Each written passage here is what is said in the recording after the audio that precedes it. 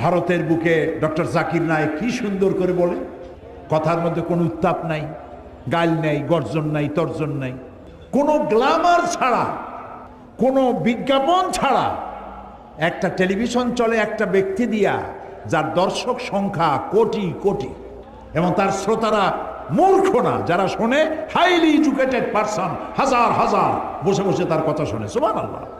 তার কথা মনে উঠলেই আমার দোয়া আসে শুধু। আমার কাছে মনে হয় মুসলিম মিল্লাতের জন্য আল্লাহর এক নিয়ামত। আল্লাহ জাকির নায়েকের হায়াত দারাজ করে দাও, তার স্মৃতিশক্তি আরো বাড়ায় নাও। একবার শুনলাম এক মহিলা প্রশ্ন করছে ডক্টর জাকির নায়েককে যে, আচ্ছা আপনি তো বললেন হিন্দু মুসলমান খ্রিস্টান বৌদ্ধ সব ভাই ভাই, তো সব যদি আমরা ভাই ভাই হই, আমি তো হিন্দু, ওই মহিলা বলছে আমি তো হিন্দু, তা আপনার মক্কা মদিনে আমরা যাইতে পারি না কেন? এটা কঠিন প্রশ্ন। আমি চিন্তা করলাম কি জবাব দেয়। আমার কাছেও জবাব আছে, কিন্তু উনি কি বলেন সেটা শোনা দরকার। উনি জবাব দিলেন, বোন আপনার বাড়ি কই? কই তো ইন্ডিয়ায়। জন্মস্থান কোথায়? এইখানে। আমার জন্মস্থান এখানে। আচ্ছা বোন আপনি কি জানেন যে ইন্ডিয়ায় এমন এমন এমন জায়গা আছে যেখানে এখানে জন্মগ্রহণ করার পরেও সে জায়গায় আপনি আর আমি যাইতে পারি না, এরকম জায়গার নাম জানেন? কোন এরকম জায়গা থাকবে কেন? আমি ইন্ডিয়া জন্মগ্রহণ করছি, সব জায়গায় যাইতে পারি। উনি বললেন মোটেই না, এখানে এমন এমন জায়গা আছে যেখানে আপনি আমি প্রবেশ করতে পারবো না, তার নাম ক্যান্টনমেন্ট। ক্যান্টনমেন্টে আপনিও ঢুকতে পারবেন না, আমিও ঢুকতে পারবো না। ক্যান্টনমেন্টে ঢুকবে যারা নিরাপত্তার দায়িত্বে, দেশ রক্ষার দায়িত্বে যারা আছে, যে কোনো মুহূর্তে ডাক দিয়ে পড়ে জান দেওয়ার জন্য, রক্ত দেওয়ার জন্য, জীবন দেওয়ার জন্য ঝাঁপায় পড়বে, সেসব সেনাবাহিনীর জন্যই ক্যান্টনমেন্ট তৈরি করা হয়। ওখানে আপনি আর আমি যাইতে পারবো না। ইসলামেরও একটা ক্যান্টনমেন্ট আছে, সেটার নাম মক্কা আর মদিনা। ওইখানে ওই সব লোকেরাই যেতে পারে যারা আল্লাহর জন্য জান দিতে পারে, মাল দিতে পারে, রক্ত দিতে পারে। প্রিয় বোন, আপনিও যেতে পারবেন। আপনার পাসপোর্টে একটা ভিসা লাগান, ভিসার নাম লা ইলাহা ইল্লাল্লাহু মুহাম্মাদুর রাসূলুল্লাহ। কালকেই আপনি মক্কা মদিনা চলে যান। কি সুন্দর জবাব! আমার খালি দোয়াই আসলো যে আল্লাহ তাআলা কি ব্রেন তুমি তাকে দিয়েছো। সুবহানাল্লাহ। তো মানুষকে আপনি বুঝাবেন। আমি একবার লন্ডনে এক বাড়িতে দেখলাম সিলেটি ভাষায় ইনজিল শরীফ। আমি তো অবাক হয়ে গেলাম যে আল্লাহ জিবরাইল দিয়ে সিলেটে আবার ইনজিল বানাই। তো দেখি যে সিলেটি আঞ্চলিক ভাষা ইনজিল এতটুকু, ওর মধ্যে লিখছে ঈসা আলাইহিস সালাম আসলা, টাইম টাইম একখানা গাছের তলায় বসে আসলা, এরকম ভাষা দিয়ে লেখা। তা আমি তার বললাম, এটা কি আপনি কিনছেন? কয় না, একজন খ্রিস্টান আমার প্রতিবেশী দিয়ে গেছে। তা আপনি এখানে কত বছর আছেন? কথা প্রায় 30 বছরের মতো। আমি বললাম, ভাই 30 বছর আপনি এখানে আছেন, আপনার ঘরে ইনজিল, সিলেটি ভাষায় ইনজিল আপনার ঘরে লেগে গেল, আপনি কি ইংরেজিতে অনুবাদ করা একজন কোরআন শরীফ আপনার খ্রিস্টান প্রতিবেশীকে দিচ্ছেন? কয় না, তা তো দেয়নি। আপনি তা দেন নাই, আর স্লোগান দেন ইসলামের দুশ্মনেরা হুঁশিয়ার সাবধান। এই স্লোগান কোনো কাজের স্লোগান নয়, বাজে স্লোগান। সমস্ত মানুষের বাড়িতে বাড়িতে যান, দুয়ারে দুয়ারে যান, কোরআনের দাওয়াত নিয়ে যান।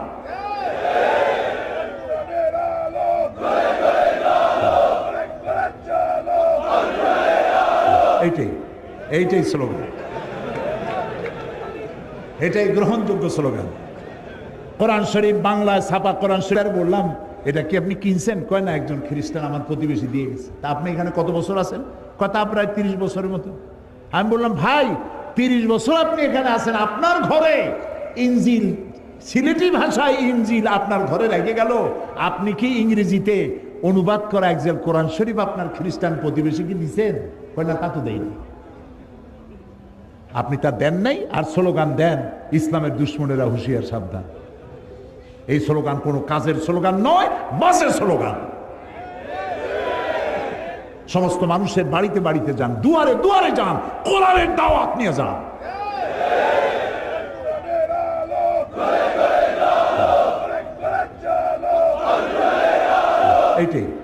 এইটাই স্লোগান, এটাই গ্রহণযোগ্য স্লোগান। কোরআন শরীফ বাংলায় ছাপা কোরআন শরীফ আছে, বাংলা ভাষায় অনুবাদ করা। এক জেল কিনবেন।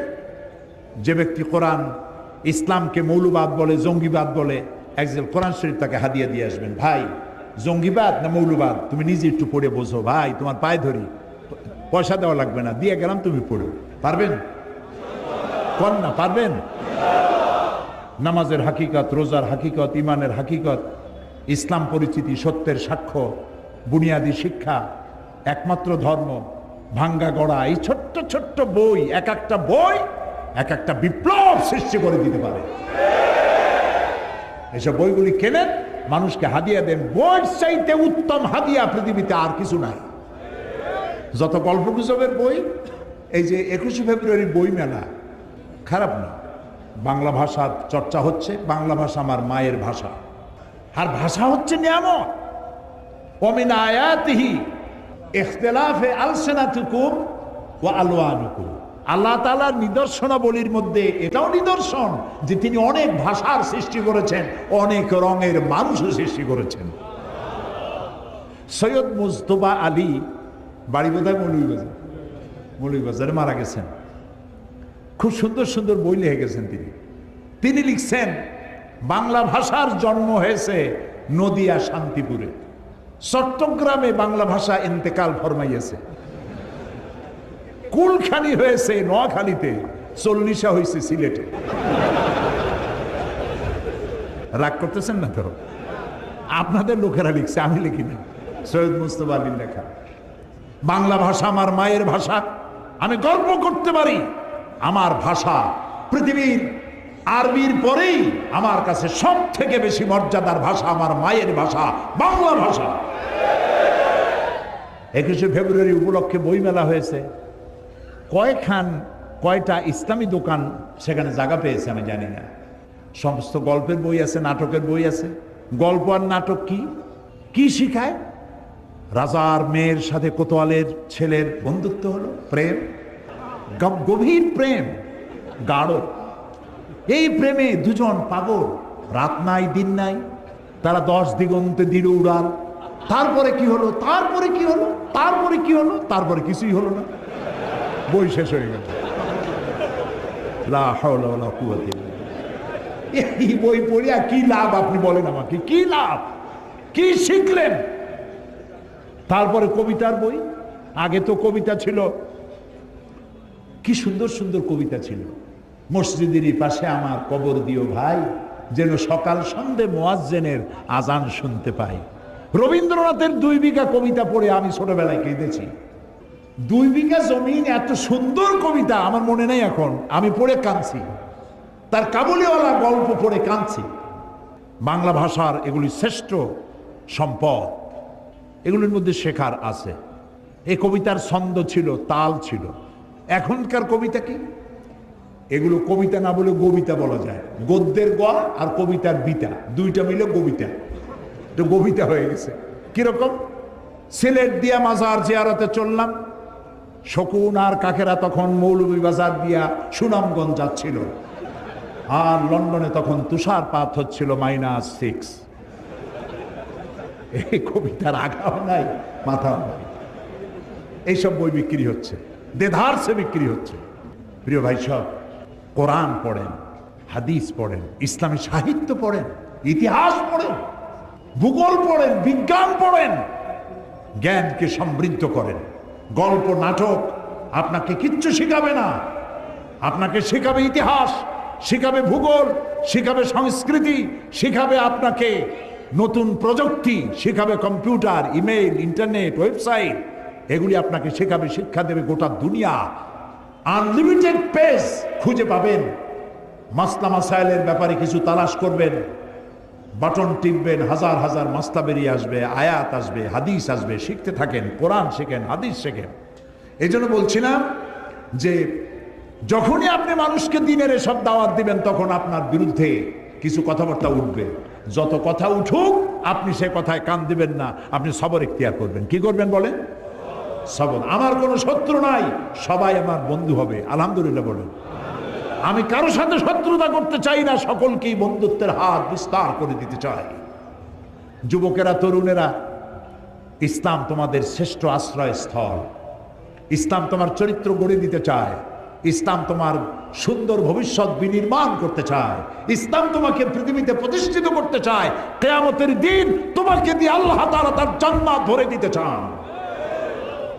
ফিরে এসো যুবকেরা, তরুণেরা, ফিরে এসো। এক বাঘ ছিল ক্ষুধার্ত বাঘ, অনেক দিন ক্ষুধা, খাবার কিছু পায় নাই। হঠাৎ করে দেখলো ভেড়ার একটা পাল, একটা ভেড়াকে টার্গেট করে বাঘ ছুটতে যাবে, তখন দেখলো ভেড়ার পালের মধ্যে একটা বাঘের বাচ্চা ভ্যা ভ্যা করে সেও দৌড়াচ্ছে। বাঘ চিন্তা করলো, আমার স্বগোত্রীয় বাঘের বাচ্চা ভেড়ার সাথে দৌড়ায়, ই কি আশ্চর্য কথা। ওর ক্ষুধা টুধা মিটে গেছে, ভেড়ারে টার্গেট বাদ দিয়া বাঘের বাচ্চারে টার্গেট করছে। দৌড়াই গিয়ে ওরে ধরছে, চাপিয়া ধরে কামড়াইয়া নিয়ে আসছে জঙ্গলের মধ্যে। বাঘে, বিড়ালে, শিয়ালে তার বাচ্চা কামড়ায় আনে, দেখছেন না? ও তো কোলে নিতে পারে না, কামড়ায় আনে। তো কামড়ায় যে দাঁত বসায় না, ওইভাবে আদর করে নিয়ে আসছে। আসিয়া বলতেছে, এই তুই ভেড়ার দলে গেছিস কেন? তুই তো আমার বাচ্চা, আমার বাঘের বাচ্চা, তুই ভেড়ার দলে কেন? কই না আমি তো ভেড়া। কই না তুই ভেড়া না, তুই বাঘ। হ্যাঁ আমি তো ভেড়া।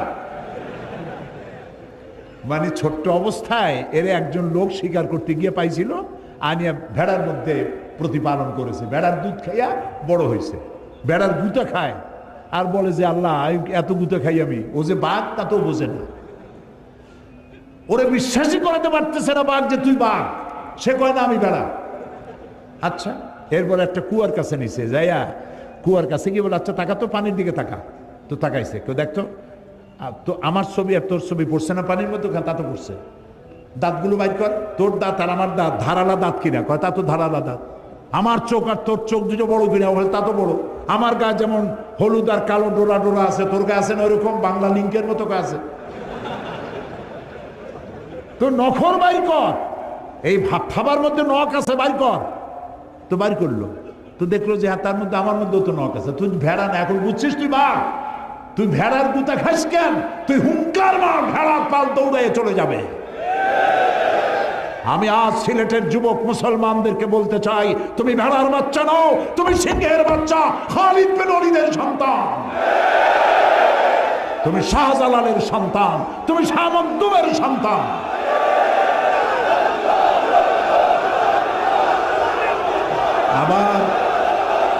আবার তুমি জাগ্রত হও, মুসলমান হিসাবে পরিচয় দিতে গর্ববোধ করো। আমার বাড়ি সিলেটের পুণ্যভূমি, শাহজালালের কদমে ধন্য যে জমিন, আমি সেই জমিনের সন্তান। এই শুকর আদায় করে মাথা উঁচু করে দাঁড়াও, তোমাদেরকে কেউ দখল করতে পারবে না। 50,000 60,000 লোক বঙ্গভূমি দাবি করে সীমান্ত এলাকায় এসে বাংলাদেশের ছাতাও করতে পারবে না। সেজন্য তৈরি হতে হবে, প্রস্তুত থাকতে হবে। মুসলমান হও, ওয়ালা তাহিনু ওয়ালা তাহজানু ওয়া আনতুমুল আ'লাউনা ইন কুনতুম মুমিনিন। তুমি যদি মুমিন হও, তোমার কোনো ভয় নাই, ডর নাই, চিন্তা নাই, বিজয় তোমার জন্য অপেক্ষা করছে। সুবহানাল্লাহ। কার ওয়াদা? আল্লাহর ওয়াদা। কার ওয়াদা? আরো জোরে বলো। আল্লাহর ওয়াদা কি মিছা হয়? কখনো নয়। প্রিয় ভাই সব, এই যে আল-আমিরুনা বিল মারুফ, নেক কাজের আদেশ আপনি যত দিবেন, এর সুফলটা কি? এর সুফল হাতে হাতে দেখায় দিই। মানুষ দেখতে পারলে আর শুনতে চায় না। আপনারা দেখতে চান? দেখতে চান? দেখুন কিভাবে দেখবেন। 1400 বছর পেছনের ইতিহাসের দিকে তাকান। রাসূল ইন্তেকাল করেছেন, ক্ষমতায় এসেছেন হযরতে সিদ্দিক আকবর আবু বকর রাদিয়াল্লাহু তাআলা আনহু। প্রধান বিচারপতির দায়িত্ব দিয়েছেন ওমর ইবনুল খাত্তাব রাদিয়াল্লাহু তাআলা আনহুকে। তিনি এখন প্রধান বিচারপতি, চিফ জাস্টিস। ইতিহাস লিখছে, হামাকাসা আমান কামিলান ওয়া লাম ইয়াখতাসিম ইলাইহি ইসনান। হযরত ওমরের কোর্টে পূর্ণ 1 বছর হয়ে গেছে, তিনি চিফ জাস্টিস, কিন্তু হযরত ওমরের কোর্টে কোনো মামলা দায়ের হয় নাই। এরকম পৃথিবীতে আছে নাকি কোনো কোর্ট যেখানে বছরে একটা মামলাও হয় না? বলেন। যাই দেখেন সিলেটের কোর্টে কত হাজারো মামলা জমা পড়ে আছে, একটা মামলা নাই। হযরত ওমর বলছেন, মা হাজাতা বি ইনদা কওমিন মুমিনিনা ইয়া খলিফাত রাসূলিল্লাহ সাল্লাল্লাহু আলাইহি ওয়াসাল্লাম। হে রাসূলের খলিফা আবু বকর, এই জাতির জন্য চিফ জাস্টিসের দরকার কি? তিনি প্রশ্ন করলেন, তুমি একথা বলছো কেন? তিনি বললেন, আমি 1 বছর প্রধান বিচারপতির দায়িত্ব পালন করছি, আমার কাছে একটি মামলায় পর্যন্ত এলো না। হযরতে আবু বকর সিদ্দিক রাদিয়াল্লাহু তাআলা আনহু তাকে প্রশ্ন করলেন, তোমার দরবারে মামলা এলো না কেন? এই ব্যাপারে তুমি কি কোনো চিন্তা করেছো? তিনি বললেন, হ্যাঁ, চিন্তা করেছি। মামলা এলো না এই কারণে, আপনি আমাকে যে জাতির জন্য বিচারক বানিয়েছেন, সেই জাতির দিন হচ্ছে দিন হুমুন নসিহা। সে জাতির দিন হচ্ছে নসিহা, কল্যাণ কামনা করা। এই জাতির প্রত্যেকটি ফর্ম, এই জাতির প্রত্যেকটি পার্সন আর এক পার্সনের জন্য কল্যাণ কামনা করে। তো আমি যদি আপনার কল্যাণ কামনা করি, তাহলে আপনি কি আমার অকল্যাণ কামনা করবেন? করবেন না। মানহাজুহুমুল কোরআন, আর এই জাতির মানহাজ, উদ্দেশ্য, লক্ষ্য, সংবিধান হচ্ছে কোরআন। ওয়া আমালুহুম আলা আমরি বিল মারুফ ওয়া নাহয়ু আনিল মুনকার, আর এই জাতির আমলটাই হচ্ছে ভালো কাজের আদেশ দেওয়া, অন্যায় কাজ থেকে ফিরিয়ে রাখা। কুল্লু ওয়াহিদুম মিনহুম ইয়ারিফু হাদ্দাহু ফায়াকিফু ইনদা, এর প্রত্যেকটি ব্যক্তি সে তার বর্ডার চেনে, এবং বর্ডারের কাছে যখন যায় তখন সে থমকে দাঁড়ায়। বর্ডার কি? জেনা করা একটা বর্ডার, জেনা একটা বর্ডার, অহংকার একটা বর্ডার, মদ একটা বর্ডার, সুদ একটা বর্ডার, গীবত একটা বর্ডার। আল্লাহর নির্ধারিত এই বর্ডারগুলির কাছে যখন যায়, তারা বর্ডার চেনে আর ওখানেই থমকে দাঁড়ায়, বর্ডার ক্রস করে না। ফায়াকিফু ইনদা, আল্লাহ তাআলা এই বর্ডারগুলি রেখেছেন। এই বর্ডার দেখায় বলেছেন, তিলকা হুদুদুল্লাহ ফালা তাকরাবুহা, তোমরা, এই হচ্ছে আল্লাহ নির্ধারিত বর্ডার, এই বর্ডারকে তোমরা ক্রস করো না, বর্ডারকে অতিক্রান্ত করো না। ওয়াইজা মারিদা আহাদুহুম আদুহু, এই জাতি যদি কাউকে অসুস্থ দেখে, তাহলে তাকে সুস্থ করার জন্য তার কাছে সেবা শুশ্রূষা করার জন্য এগিয়ে যায়। ওয়াইজাফতাকারা নাসারুহু, আর যখন এর মধ্যে কেউ ফকির হয়ে যায়, তখন ফকির হলে পরে তাকে সাহায্যের হাতকে সম্প্রসারিত করে দেয়। ফাফিমা হুম ইয়াখতাসিবুনা ইলাইয়া ইয়া খলিফাত রাসূলিল্লাহ সাল্লাল্লাহু আলাইহি ওয়াসাল্লাম, এই যখন জাতির অভ্যাস, তখন এই জাতির মামলা করতে আসবে কেন? সুতরাং ভালো কাজের আদেশ আর অন্যায় কাজ থেকে নিষেধ করা, এটা হলো আদেশ করাটা হলো 6 নম্বর চারিত্রিক বৈশিষ্ট্য, আর 7 নম্বর চারিত্রিক বৈশিষ্ট্য হচ্ছে অন্যায় কাজ থেকে মানুষকে বিরত রাখা। 6 নম্বরে হলো কি? ভালো কাজের আদেশ, 7 নম্বরে অন্যায় কাজ থেকে নিষেধ করা। তাআওয়ানু আলাল বিররি ওয়াত তাকওয়া ওয়ালা তাআওয়ানু আলাল ইসমি ওয়াল উদওয়ান, সমস্ত ন্যায়মূলক ভালো কাজে লোকদেরকে সহযোগিতা করো, আর অন্যায় কাজ থেকে মানুষকে বিরত রাখো, ফিরিয়ে রাখো। আর 8 নম্বরে হচ্ছে ওয়াল হাফিজুনা লিহুদুদিল্লাহ, আল্লাহর হদগুলি, সীমাগুলিকে চিনে সেখানে হদকে ক্রস না করা।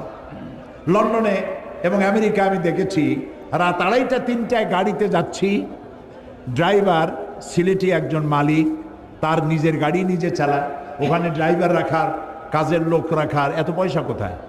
যার যার কাজ নিজেরাই করে, নিজেরা খায়া, নিজের প্লেট ধোয়, নিজের জামা নিজে পরিষ্কার করে, নিজের গাড়ি নিজে চালায়। অনেক ভালো, অনেক ভালো। নবী করিম সাল্লাল্লাহু আলাইহি ওয়াসাল্লাম তাই করেছেন, আলহামদুলিল্লাহ বলে। তো গাড়ি চালাতে গিয়ে রাত 2:30 3টা বাজে, রেড লাইট জ্বলতেছে, উনি দাঁড়ায় গেছে। তাই বললাম, ভাই সামনে তো কোনো গাড়িও নাই, মানুষও নাই, লাল বাতি জ্বলছে, তো কি হয়েছে? কিতে হয়েছে তো কিতে হয়েছে, আপনি যান না কেন? কয় না, যাওয়া যাবে না। কেন? কয় যে এখানে ক্যামেরা আছে, এই ক্যামেরা আমার ছবি তুলবে, আমার চেহারা শুদ্ধ, গাড়ির নাম্বার শুদ্ধ, ছবি উঠে যাবে, এবং আগামীকাল আমার নামে চিঠি আসবে, তুমি অমুক পয়েন্ট থেকে রেড সিগন্যাল ক্রস করেছো, তুমি কোর্টে দেখা করো, জরিমানা দাও। আর এইরকম 2-3 বার জরিমানা যদি হয়, আর যদি জরিমানা আদায় না করে, লাইসেন্স ক্যান্সেল। তো ওইখানে ক্যামেরা আছে, জানা আছে বলে বর্ডার ক্রস করতেছে না। আর আমি যে বর্ডার ক্রস করতেছি অহরহ, আল্লাহ যে আমাকে দেখছেন, এই বিশ্বাস যদি থাকতো, তাহলে বর্ডার ক্রস করতে পারতাম না। তো আমি সবর এখতিয়ার করে আল্লাহর সীমা রেখা, আল্লাহর সমস্ত সীমাগুলি যদি সংরক্ষণ করে আমরা চলতে পারি, তাহলে আল্লাহ তাআলা বলছেন অবাশশিরিল মুমিনিন, এই 8টি চারিত্রিক বৈশিষ্ট্য যারা অবলম্বন করতে পারবে তাদের জন্যই আল্লাহর পক্ষ থেকে রয়েছে শুভ সংবাদ, জান্নাতের শুভ সংবাদ। বলেন আল্লাহু আকবার, আল্লাহু আকবার, আল্লাহু আকবার। প্রিয় ভাই সব, আবার সুদিন ফিরে আসবে। অমাবস্যায় চিরকাল ঢেকে থাকে না পৃথিবী, পূর্ণিমার চাঁদ ওঠে, রাতের আধার চলে গিয়ে পূর্ব দিগন্ত থেকে সূর্য হেসে ওঠে। মেঘাচ্ছন্ন কুয়াশাচ্ছন্ন অবস্থা দিয়ে সূর্য চিরকাল ঢাকা থাকে না, সূর্য আবার জেগে ওঠে। হাজারো হাজারো ষড়যন্ত্রের মধ্য দিয়ে কোরআনের আওয়াজ বিকশিত হবে, মানুষের কানে কানে পৌঁছে যাবে, লোকেরা হেদায়েতের পথে চলে আসবে। শুরু হবে খেলাফত আলা মানহাজুন নবুয়া, রাসূলুল্লাহ যে খেলাফত রেখে গেছিলেন সেই খেলাফতের উপরেই পৃথিবী আবার প্রতিষ্ঠিত হবে ইনশাআল্লাহ। আল্লাহ তাআলা সূরা ইব্রাহিমের একটি আয়াত বলেই আমি মুনাজাতের দিকে যেতে চাই। আল্লাহ তাআলা এখানে বলছেন ওয়াকাদ মাকারু মাকরাহু ওয়া ইনদাল্লাহি মাকরুহু। তারা একটা চক্রান্ত করেছিল, চক্রান্তকারীরা একটা চক্রান্ত করেছিল। ওয়া ইনদাল্লাহি মাকরুহুম, আর ওরা যে চক্রান্ত করেছিল সেটা আল্লাহর কাছে লিপিবদ্ধ ছিল, আল্লাহর তা জানা ছিল। ওয়া ইন কানা মাকরুহুম লিতাজুলা মিনহুল জিবাল, আর তাদের ষড়যন্ত্র এমন ছিল যে ষড়যন্ত্রে পাহাড় টলে যেতে পারে। হে নবী, ফালা তাহসাবান্নাল্লাহা মুখলিফা ওয়াদি রুসুলা, হে নবী আপনি একথা মনে করবেন না যে আল্লাহ তার নবীদের কাছে যে ওয়াদা করেছেন সেই ওয়াদা আল্লাহ খেলাফ করবেন। চক্রান্ত ষড়যন্ত্র দেখে একথা চিন্তা করার কোনো কারণ নাই। ইন্নাল্লাহা আজিজুন যুনতিকাম, আল্লাহ তাআলা মহাপরাক্রমশালী এবং প্রচন্ড প্রতিশোধ গ্রহণকারী। ভয় পাওয়ার কোনো কারণ নাই।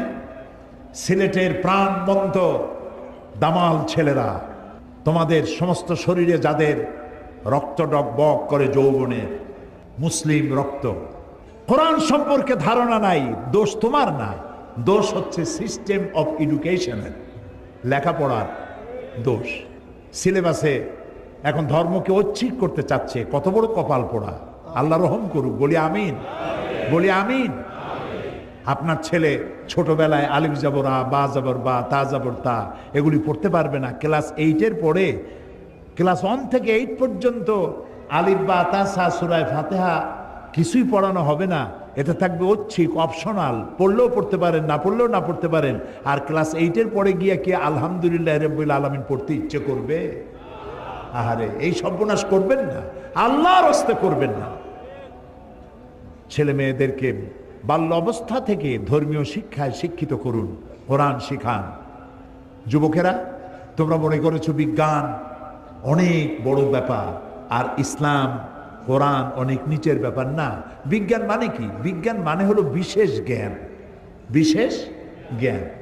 যেমন এই মাইক যা দিয়ে আমি কথা বলছি, এটা তৈরি হয়েছে, লোহা আছে, দস্তা আছে, প্লাস্টিক আছে, সিলভার আছে, আরো অনেক কিছু আছে। লোহা, দস্তা, সিলভার, প্লাস্টিক, এই জিনিসগুলি মূলভাবে কে তৈরি করেছে? মাশাআল্লাহ, সবাই বুঝেছেন, তৈরি করেছে কে? বিজ্ঞান কি করেছে? বিজ্ঞান এগুলি এখান থেকে ওখান থেকে জোড়াতালি দিয়ে অ্যাসেম্বল করেছে, এটাকে মাইকে রূপান্তরিত করেছে। এটা একটা টেবিল, টেবিলটা তৈরি হয়েছে কাঠ দিয়ে, সুপার গ্লু দিয়ে জোড়া দেওয়া হয়েছে অথবা লোহা দিয়ে জোড়া দেওয়া হয়েছে। টেবিলটা বানাইছেন আপনি, বিজ্ঞানীরা টেবিল আবিষ্কার করেছে, চেয়ার আবিষ্কার করেছে, কিন্তু মূল জিনিস কাঠটা, লোহাটা কার তৈরি? আল্লাহ তৈরি। প্লেন তৈরি করে আপনি আকাশে উড়াচ্ছেন, প্লেন তৈরি করেছেন যে সব মৌলিক জিনিস দিয়ে, ওটা কার তৈরি? ক্ষেপণাস্ত্র তৈরি করেছেন, টর্পেডো তৈরি করেছেন, জাহাজ তৈরি করেছেন, গাড়ি তৈরি করেছেন, কম্পিউটার তৈরি করেছেন, যা তৈরি করেছেন মৌলিক জিনিস কার? পৃথিবীর সমস্ত বিজ্ঞান একত্রিত হয়ে কি একটা চাউল বানাতে পারবে? একটা মুরগির ডিম বানাতে পারবে? মুরগির ডিম তো ভালো, একটা গোড়ার ডিমও বানাতে পারবে না। যুবকেরা এখন কানে দুল পরে, দেখছেন না? কানে দুল পরে। আমি লন্ডনে দেখেছি কানে দুল, নাকে ফুল, জিব্বার মধ্যে রিং পড়ছে। কত বড় শয়তান! আমি চিন্তা করছি জিব্বায় রিং পড়ছে, ও খায় কেমনে? মাথায় কত কায়দার যে চুল, জেল মাইখা সব খাড়া করে তৈরি করে। এরপরে আবার কেউ চতুর্দিক দিয়ে কামায়া মাথার উপরে তালপট্টির দ্বীপের মতো রাখে। আবার আমেরিকায় দেখলাম এক প্রকারের যুবক, যুব শ্রেণীর ছেলে মেয়ে, প্যান্ট পরছে, জামা পরছে, সমস্ত সুতাগুলো বাইর করে ছেঁড়া, হাঁটুর কাছে, হাঁটুর উপরে, নিচে, এদিকে সেদিকে ছেঁড়া ছেঁড়া। তাই মনে করলাম আমেরিকা পৃথিবীর এত বড় ধনী দেশ, আমার দেশের ভিক্ষুকরাও তো এত ছেঁড়া জামা পরে না, এরা কি এতই গরিব? কয় না হুজুর, এগুলোর দাম অনেক বেশি। তারপর কত কায়দার দাড়ি রাখে, দেখছেন অবস্থা? দুই দিকে কামাইয়া, এখানে হোমিওপ্যাথি মার্কা একটু রাখে, গসা দিন উঠে যায় এরকম। আবার এখান থেকে মোষের সাথে একটা দাগ দিয়ে রাখে এখানে। আবার কেউ বা মাঝখান দিয়ে কামাইয়া দুই দিকে রাখে। আবার কেউ মোষটা এত ঘন করে ঠোঁটের উপরে দিয়া, এমনভাবে মোষ ঘন এবং ঢাকা মুখ, 5 ব্যাটারির টর্চ লাইট মারিয়া খোঁজ করে পাওয়া যাবে না যে লোকটা হাসে না কান্দে। আল-আমিরুনা বিল মারুফ, ভালো কাজের আদেশ করেন, অন্যায় কাজ থেকে ফিরাবার চেষ্টা করেন। একটা মানুষও যদি ভালো বানাইতে পারেন, কিয়ামতের দিন হতে পারে এটা আপনার জান্নাতে যাওয়ার জরিয়া হয়ে যাবে। একটা মানুষ। নূহ আলাইহিস সালাম আল্লাহর পয়গম্বর, কত বছর বেঁচে ছিলেন? আলফা সানা ইল্লা 50, 50 বছর কম 1000 বছর, কত হয় তাহলে? 950 বছর বেঁচে থেকে হেদায়েত করতে পেরেছিলেন মাত্র 40 জন অথবা 80 জন। অথচ উম্মতে মুহাম্মাদি সাল্লাল্লাহু আলাইহি ওয়াসাল্লাম, রাসূলের উম্মতের হাতে হাজার হাজার অমুসলিম ইসলাম কবুল করতেছে, বেনামাজি নামাজি হচ্ছে। আল্লাহু আকবার। তো আপনার কথায় যদি একটা লোক ভালো হয়, আপনি কত সওয়াব পাবেন চিন্তা করেন। তো কাজটা হচ্ছে নবীর, কাজটা হচ্ছে উম্মতের। এখন এই কাজটা হচ্ছে প্রত্যেকটি মুমিন, পুরুষ আর নারী। আল মুমিনুনা ওয়াল মুমিনাতু বা'দুহুম আউলিয়াউ বা'দ ইয়া'মুরুনা বিল মা'রুফি ওয়া ইয়ানহাউনা আনিল মুনকার। মুমিন পুরুষ আর মুমিন নারী, তারা হলো পরস্পর পরস্পরের বন্ধু। সুবহানাল্লাহ। মুমিন পুরুষ আর মুমিন নারী পরস্পর পরস্পরের বন্ধু। তাদের কাজ কি? ইয়ামুরুনা বিল মারুফ, মানুষকে শুধু ভালো কাজ, সুন্দর সুন্দর কাজ করার জন্য তাদেরকে উৎসাহিত করবে, আর অন্যায় কাজ যত আছে সবগুলিকে বাধা দিয়া অন্যায় থেকে মানুষকে ফিরাবে। এটা হলো উম্মতের কাজ, জাতির কাজ। আল্লাহ তাআলা বলছেন কাজটার এতই গুরুত্ব, নবী করবে, উম্মতে করবে, প্রত্যেক মোমেন মোমেনাত করবে, তারপরে এটা দলেরও কাজ। ওয়ালতাকুম মিনকুম উম্মাতুন ইয়াদউনা ইলাল খায়র, প্রত্যেকটি এমন একটা দল থাকতেই হবে তোমাদের মধ্যে, যে দলটির কাজ হবে মানুষকে ওই আমরুনা বিল মারুফ ওয়া ইয়ানহাউনা আনিল মুনকার, মানুষকে ভালো কাজের আদেশ করবে, অন্যায় কাজ থেকে ফিরিয়ে রাখবে। উলাইকা হুমুল মুফলিহুন, এরাই সফল কাম হবে। সুবহানাল্লাহ, এরাই সফল হবে। এরপর আল্লাহ তাআলা বলছেন কাজটা শুধুমাত্র রসুলের নয়, শুধুমাত্র উম্মতের নয়, শুধুমাত্র মোমেন মোমেনাতের নয়, শুধুমাত্র দলের নয়, কাজটা রাষ্ট্রেরও। ওই যে সূরা হজের আয়াত আগেই পড়েছি, ওইখানে এ পয়েন্টও আছে, আল্লাযীনা মাক্কান্নাহুম ফিল আরদ আকামুস সালাত ওয়া আতাউজ যাকাত ওয়া আমারু বিল মারুফ ওয়া নাহাউ আনিল মুনকার। রাষ্ট্রের কাজ হলো নামাজ প্রতিষ্ঠা করবে, যাকাত আদায় করবে। যাকাত কে আদায় করবে? রাষ্ট্র। রাষ্ট্র যাকাত আদায় করতে পারবে ওই সরকার, যাকাত আদায় করতে পারবে যে সরকার নামাজ প্রতিষ্ঠা করবে। নামাজ প্রতিষ্ঠা করবেন না আর যাকাত আদায় করবেন, সুবিধাবাদ জিন্দাবাদ, এইটা ইসলামে নেই। 4টা কাজ 4টা কাজের 3টা করবেন, আপনি যাকাত আদায় করার অধিকার রাখেন সরকার। আর 4 কাজের 3 কাজ করবেন না, শুধু পয়সা কামাই করবেন যাকাতের নামে, আর এগুলা কি দিয়ে কি করবেন কোনো হিসাব থাকবে না, এটা চলবে না। রাষ্ট্রের কাজ হলো, 1 নম্বর কাজ নামাজ আদায় করবে, নামাজ প্রতিষ্ঠা করবে, জাকাত আদায় করবে। জাকাত আদায় করলে কি হবে? জাকাত আদায় করলে এনজিওরা যে কামটা করতেছে সর্বনাশ, এই সর্বনাশটা এনজিওরা করার সুযোগ পাবে না। এনজিওরা কি সর্বনাশ করে? এনজিওরা সর্বনাশ করে সমস্ত ব্যাংক তার সুদের রেশিও হচ্ছে, প্রফিটের রেশিও হচ্ছে 15 থেকে 17%, আর সমস্ত এনজিওদের সুদের পার্সেন্টেজ হচ্ছে 35 থেকে 45%। আপনি যদি 1000 টাকা নেন, আপনার নামে 850 টাকা আপনাকে দিবে, 150 টাকা সার্ভিস চার্জ আগেই রেখে দেবে, লেখা হবে 1000 টাকা দেওয়া হয়েছে।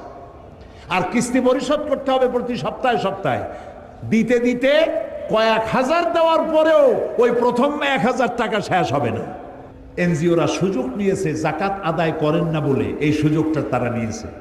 আর যদি গভর্নমেন্ট জাকাত আদায় করে, আমরা একটা জরিপ চালাইছি, একটা জরিপের মাধ্যমে জানতে পেরেছি বর্তমান বাংলাদেশে যদি জাকাত গভর্নমেন্ট আদায় করে তাহলে মিনিমাম 12,000 কোটি টাকা প্রতি বছর জাকাত আদায় হতে পারে। 12,000 কোটি টাকা। আর রয়েছে ওয়াকফ স্টেট। ওয়াকফ স্টেটের নামে লক্ষ লক্ষ একর জমিন, ভ্যালুয়েবল জমিন ভোগ করতেছে মুতওয়াল্লিরা বিভিন্ন জায়গায়, বাপের নামে, দাদার নামে, নিজের নামে ভোগ করতেছে, অথচ সেটা অক্ষ করে একটা রাষ্ট্রে। রাষ্ট্র যদি সমস্ত অক্ষকৃত অক্ষ স্টেটকে নিজের হাতে নিতে পারে আর 12,000 কোটি টাকা জাকাত যদি কালেকশন করতে পারে, বাংলাদেশের দারিদ্র বিমোচনের জন্য, রিলিফ অ্যান্ড রিহ্যাবিলিটেশনের জন্য পৃথিবীর কারো কাছ থেকে 1টি টাকাও আনার দরকার না। এটি যথেষ্ট হতে পারে। কিন্তু দুর্ভাগ্য আমাদের, আমরা সে ধরনের যারা এই কাজটি করবে তাদেরকে আমরা সুবিধা সুযোগ দিয়ে এই কাজটি করার জন্য সহযোগিতা করতে ব্যর্থ হয়েছি। এরপরে কোরআন বলছে এই কাজটি প্রত্যেক ব্যক্তি। হযরত লোকমান তার ছেলেকে বলছেন, ইয়া বুনাইয়া আকিমিস সালাতা ওয়া আমুর বিল মারুফি ওয়ানহা আনিল মুনকার ওয়াসবির আলা মা আসাবাক ইন্না যালিকা মিন আজমিল উমুর।